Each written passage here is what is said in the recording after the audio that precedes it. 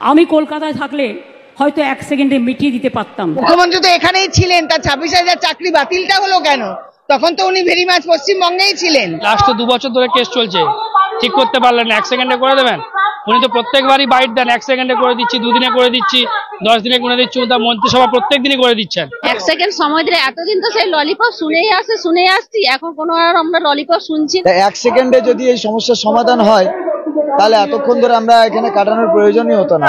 উস্কানি নয়, আমাদের পেটে লাথি পড়েছে, আজকে পেটে লাথি পড়েছে, আমরা কালকে কি খাবো সেটা জানি না, এটাকে উস্কানি বলে? মানুষের জীবন জীবিকার অধিকার আর্টিকেল 2021, কোনো অবস্থাতেই কারো অধিকার নেই এই দুটো আর্টিকেল উল্লঙ্ঘন করার। আজকে আমরা সেখানে দাঁড়িয়ে আছি, এটাকে উস্কানি বলে?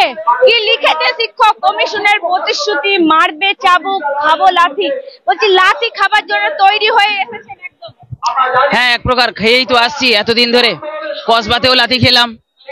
এ লাথি শুধু আমার একার নয়, সেই দিন যে শিক্ষক ছিলেন শুধু তাদের উপর নয়, সমস্ত শিক্ষক জাতির উপরে, শিক্ষক সমাজটার উপরে এই লাথিটার বর্তায়। নিজের যোগ্যতায় চাকরি পেয়ে আজকের আমরা পথে বসলাম। শুধু তো আমরা বসিনি, আমাদের সাথে আমাদের পরিবার বসেছে, আমাদের বাড়ির ছোট ছোট সন্তানরা, তারাও আজকের পথে বসেছে। তারা জানে না যে আমার বাবা কালকের পরের মাসে কি রোজগার করে কি আনবে, তাদের কিন্তু সেটা জ্ঞান নেই। বাবা আমি এটা খাবো, বাবা আমি এখানে যাব, বাবা আমি ওখানে যাব। কিন্তু আমি একজন বাবা হয়ে, আমার একটা মেয়ে রয়েছে 4.5 বছরের মেয়ে, আমি 4.5 বছর বয়স, আমি একজন বাবা হয়ে আমি তাকে বুঝতে পারছি না যে তাকে আমি কোন পথে নিয়ে যাব। আমার মেয়ে একটা স্কুলে পড়ে, আমি জানি না আগামী মাসে তার স্কুলের ফিসটা আমি কিভাবে ভরবো। আমার একটা পার্সোনাল ইএমআই চলে, আমি জানি না পরের মাসে আমি সেই ইএমআইটা কিভাবে ভরবো। আজকের এই যে অবস্থা, আমাদের এই অবস্থাটা কেন হলো? কি বলছে? আমি যদি কলকাতায় থাকতাম 1 সেকেন্ডে ঠিক করে দিতাম। না, উনি নেই, হয়তো উনি কোনো কাজে গিয়েছেন, কিন্তু ওনার তো আরো প্রতিনিধিরা রয়েছেন, তাদেরকে পাঠিয়ে এই সমস্যার সমাধান তো করতেই পারে। এখানে তো অন্য কোনো সমস্যা আমি দেখছি না। ফোন রয়েছে। আপনারা স্কুলে না, আমরা এখন স্কুলে ফিরে যেতে পারছি না, এই কারণে যেহেতু সুপ্রিম কোর্ট থেকে বলা হয়েছে যে এত হাজার যোগ্য শিক্ষক স্কুলে যাবে, এত হাজার অযোগ্য শিক্ষক তারা স্কুলে যাবে না। আজকের যখন কালকে সকালে আমি যখন স্কুলে যাব, আমার হেডমাস্টার তো একটা বিস্ময় প্রকাশ করতেই পারেন যে আপনি যে আমার স্কুলে আসলেন, আপনি যোগ্য না অযোগ্য আমি সেটা বুঝবো কি করে? তাহলে তখন আমাকে একটা প্রমাণ দিতে হবে। তাহলে সেই প্রমাণটা যদি আমার কাছে না থাকে, কোনো সার্টিফাইড কপি যদি না থাকে, তাহলে আমি ওনাকে কিভাবে দেখাবো যে আমি একজন যোগ্য শিক্ষক? আমি জানি ব্যক্তিগতভাবে যে আমি যোগ্য শিক্ষক, কিন্তু এখন তো আর কোনো কিছুতে মৌখিকভাবে হয় না। রাস্তায় এসে শিক্ষকদেরকে দাঁড়াতে হচ্ছে। আজকে মুখ্যমন্ত্রী বলছেন আমি মেদিনীপুরে আছি, না হলে 1 সেকেন্ডে ঠিক করে দিতাম। কি জানতে চাইছেন বলুন? যেটাকে বিশ্বাস করি কিনা, এটাকে বিশ্বাস করা যায়? এরকম কত সেকেন্ড চলে গেল, কত দিন চলে গেল, এখনো তো কিছু ঠিক হলো না। আমার তো মনে হয় না যে এরকম কোনো কথা হতে পারে যে 1 সেকেন্ড। আমি মনে করি যে আমার এই ভাই বোনেরা কেন স্কুলে যাবে? যোগ্য অযোগ্য লিস্ট ছাড়া কেন যাবে? তারা কি ভলেন্টারি সার্ভিস দেবে? তাদের সম্মান ফিরিয়ে নিয়ে তারা এখান থেকে যাবে। এসএসসির কাছে যদি লিস্ট থাকে তো সেই লিস্ট তারা বের করবে। 21 তারিখে লিস্ট দেবে বললো, এখন বলছে হাইকোর্টে, সুপ্রিম কোর্টের ল আছে, আমরা দিতে পারছি না। কে যাবে? কে যাবেটাকে?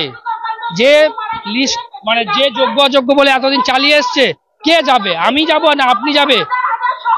সেটাকে ওনাকে ঠিক করতে বলুন, কে যাবে? কেন ঠিক করতে হবে কে যাবে কে যাবে না? আপনারা কেন লিস্ট চাইবেন? উনি ঠিক করে দিন।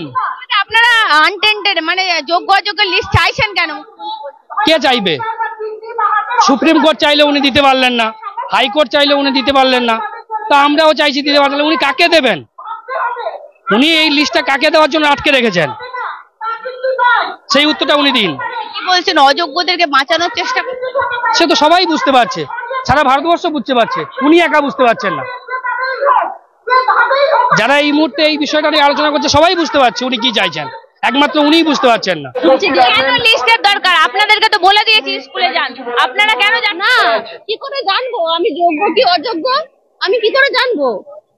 শুধু তাই নয়, আসল সমস্যাটা হচ্ছে যে আমরা শুধুমাত্র আমাদের রুটি রুজির জন্য নয়, আমরা অন্যায়ের বিরুদ্ধে রাস্তায় নেমেছি। যেইভাবে দুর্নীতি করে সরকার আজকে আমাদেরকে রাস্তায় দাঁড় করিয়েছে, আমরা চাই যে যোগ্য ক্যান্ডিডেটরা অযোগ্যদের থেকে আলাদা হোক, সুনির্দিষ্টভাবে পৃথক হোক, যাতে সরকারি শিক্ষা ব্যবস্থা তথা আমাদের মাথার উপর যে কলঙ্ক আছে সেই কলঙ্ক মুক্ত হতে পারি আমরা। সব থেকে বড় কথা সেটা, যিনি গত 2 বছর আমাদেরকে ঝুলিয়ে ঝুলিয়ে আজকে এই পরিণতিতে রাস্তায় এনে দাঁড় করিয়ে, উনি গত 2 বছরে কিছু করতে পারেননি, আজকে ওনার মনে হয়েছে 1 মিনিটে সব ঠিক করে দেবেন। যদি কলকাতায় থাকতাম আমি 1 মিনিটে মানে 1 সেকেন্ডে বলছি করে দেখান, 1 সেকেন্ডে করে দেখান। 8 ঘন্টা গত 24 ঘন্টা ধরে আমরা এখানে অবস্থান বিক্ষোভ করেছি। আমরা কি চাইছি? যোগ্যদের সার্টিফাইড লিস্ট চাইছি, যাতে সার্টিফাই করে যে হ্যাঁ আমরা তো দেখার দরকার নেই কে যোগ্য অযোগ্য, সেটা তো আপনাকে দেখতে বলিনি, আপনাকে স্কুলে যেতে বলেছে। সেটা হতে পারে না। আমরা শিক্ষক যদি বলে আমরা ছেলে মেয়েদেরকে শেখাই, আজকে আমরা মাথার কলঙ্ক, অযোগ্যের কলঙ্ক মাথায় নিয়ে আমরা কেন স্কুলে যাব? আমাদের দেখার দরকার নেই। শুধুমাত্র আমরা অর্থ উপার্জনের জন্য এই পেশায় আসেনি। আমরা প্রত্যেকে, আমি একটা কলেজের অ্যাসিস্ট্যান্ট প্রফেসর পোস্টে কাজ করে এসেছি, প্রাইভেট কলেজ, গভর্নমেন্ট সার্ভিস বলে এখানে জয়েন করেছি। আমি শুধুমাত্র মনে হয় যে দুটো পয়সা রোজগারের জন্য এই পেশায় এসেছি? শুধু তাই নয়, আমাদের এডুকেশন সিস্টেমকে দুর্নীতি মুক্ত করতে হবে, আমাদের মাথার উপর থেকে অযোগ্য তকমাটাকে হটাতে হবে। আর সমস্ত ছাত্রছাত্রী যাদের জন্য আমরা এত 6 বছর আমরা পড়িয়েছি, তাদের সঙ্গে ন্যায়ের জন্য আমরা চাইছি যোগ্য অযোগ্য পৃথক তালিকা হোক। ওরা তো হঠাৎ করে এসে বসেনি, তাহলে মুখ্যমন্ত্রী পারতেন তো সবটা ঠিক করে দিতে। এবার ওনারা বুঝবেন ওরা কি করবে। চাকরি চলে যাওয়াটা একটা খেলা কথা নয় যে কেউ বললো যে সবাই চলে যাক, গরমে কেন বসে আছে। সবাই তো বাড়িতে থাকতেই এই সময় গরমে সবারই ভালো লাগে। কানি শুনে ওনারা নাকি ওরকম করছে, বলছে মনে রাখবেন বেতনটা সরকারই দেবে। হ্যাঁ, এইটাই কথা, বেতনটা সরকার দেবে মানুষের ট্যাক্সের টাকায়। কেউ ব্যক্তিগতভাবে কাউকে টাকা দিয়ে উদ্ধার করছে না। যে আমরা যা ট্যাক্স দিই তাই দিয়ে সবার মাইনে হয়, আমাদেরও হয়, সিএম এরও হয় এবং এই টিচারদেরও হয়। এটা এত বড়াই করে বলার কিছু নেই। এখনো কিছু শিক্ষিত মানুষ এই রাজ্যে আছে, তারা বুঝে নেবে। কিছুদিন পর থাকবে না, এটা ঠিক। চাকরি যদি ফেরাতে পারি আমরাই পারবো। তাহলে এতগুলো চাকরি গেল কি করে? লোকের উস্কানি শুনে এরা কেউ আসেনি, উনি কার উস্কানি শুনে এগুলো বলছেন, সেগুলো ঠিক করতে হবে।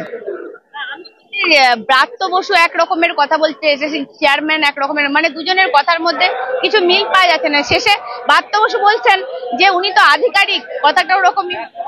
হ্যাঁ, আসল কথা খেই হারিয়ে ফেলছে, কে কাকে কখন কি বলে রেখেছে আর সেটা হারমোনি মেনটেন করতে পারছে না। তো যা কিছুই হোক, সত্যি কথাই তো, যোগ্য অযোগ্য তো অবশ্যই সেগ্রিগেট করতে হবে, তা না হলে সবাই কেন ভুগবে? কেন করতে হবে? লিস্টের আপনাদের কি দরকার? আপনাদেরকে যেতে বলেছি, আপনারা যান। অত সোজা নয়। তাহলে ঘরের সামনে এসে হাত জোর করে ভোট চাইতে হয় না, তখন মনে রাখতে হবে এইসব কথাগুলো। আজকে উনি বলছেন এখানে কেন এসেছে আমি ঠিক করে দেব, মুর্শিদাবাদে মে মাসে গিয়ে সব ঠিক করে দেব।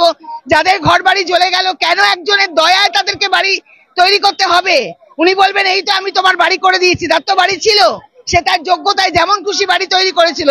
এখন তো সাহায্য নিয়ে করতে হবে এবং প্রতি মুহূর্তে সবাই বলবে আমরা করে দিয়েছি, ভোট দাও।